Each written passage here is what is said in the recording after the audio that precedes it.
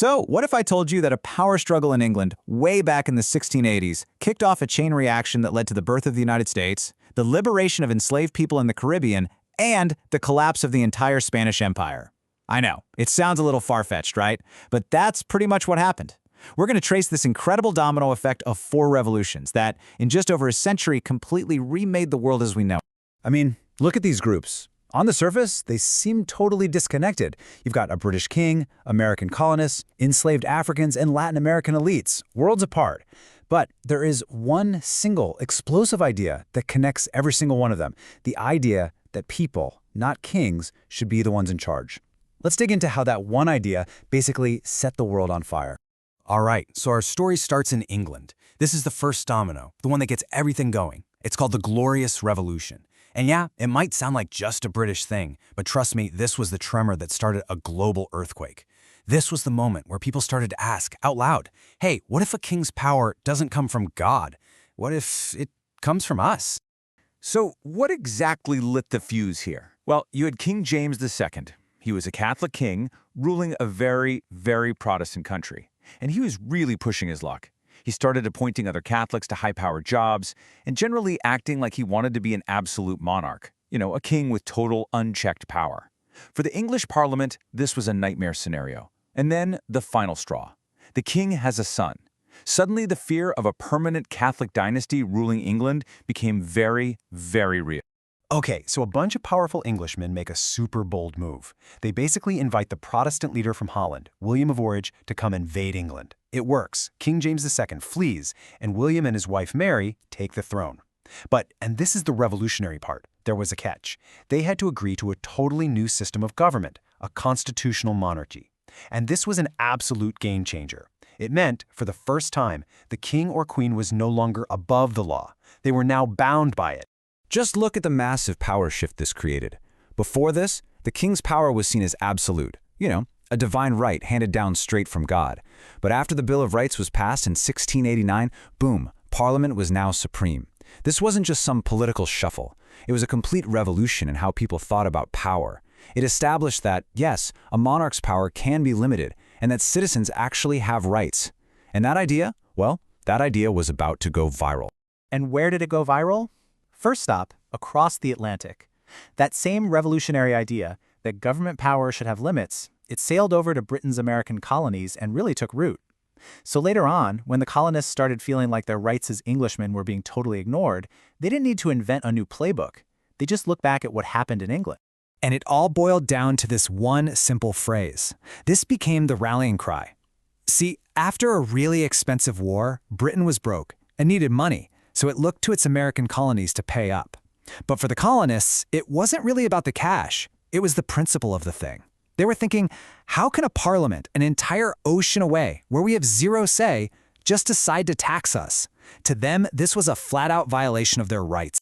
And from there, you can just see how things spiraled. Britain lays down new taxes, the colonies protest, the famous Boston Tea Party. Then Britain, instead of compromising, cracks down even harder with these punitive new laws. It just became this vicious cycle of protest and crackdown. And it pushed the colonies right over the edge. They went from demanding their rights as Englishmen to demanding something way bigger, their own independence. And the result? Well, it literally changed the world. The birth of the United States. This was a nation founded not on the divine right of some king, but on these really radical new ideas, that people have natural rights, and that a government can only rule if the people it's governing agree to it. But, and this is a huge but, this grand experiment had a deep, tragic contradiction at its heart. The same men who wrote that all men are created equal were building their new nation on the backs of enslaved people, denying them the very freedom they had just fought and died for. And that contradiction, this idea of a revolution for liberty that was perfectly fine with slavery, it set the stage for what would become the most radical and honestly the most violent revolution of them all. If the Americans fought for the right to govern themselves, the next domino was about to fall for an even more fundamental right, the right to simply be considered human. We're heading to the French colony of Saint-Domingue, which was basically the brutal sugar-powered engine of the entire French Empire. Now, to really get what happened here, you have to look at these numbers. It's pretty stark. The huge majority of the population, we're talking about 85%, was enslaved, forced to work in just unimaginably brutal conditions. This created a society that was so tense, so unstable, it was literally a powder keg just waiting for a spark. And that spark? It came from a place no one expected, from France itself.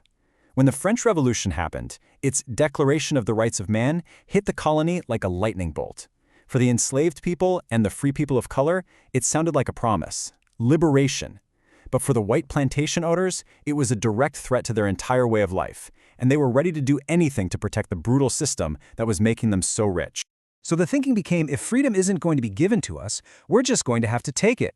And in 1791, that powder keg finally exploded. A massive, coordinated uprising just swept across the island, and under the leadership of the military genius Toussaint Louverture, an army made up of formerly enslaved people did the impossible.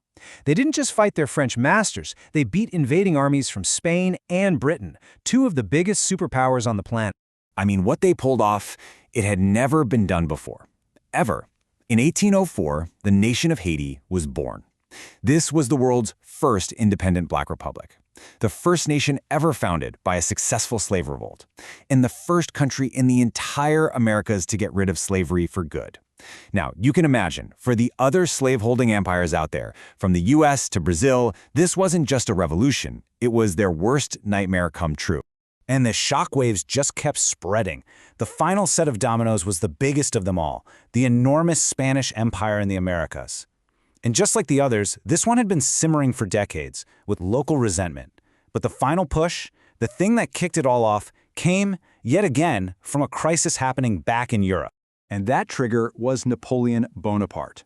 When he invaded Spain in 1808 and kicked the king off the throne, the entire Spanish Empire just descended into chaos. All of a sudden, there's this massive power vacuum.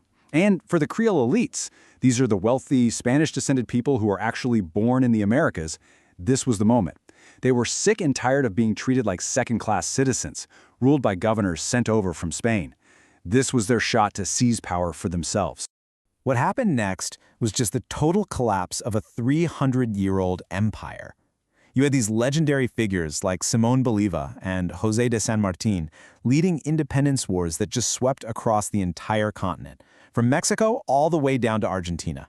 A whole continent was being redrawn. I mean, the map of the world was literally being remade before people's eyes. But you know, getting rid of Spain was the easy part.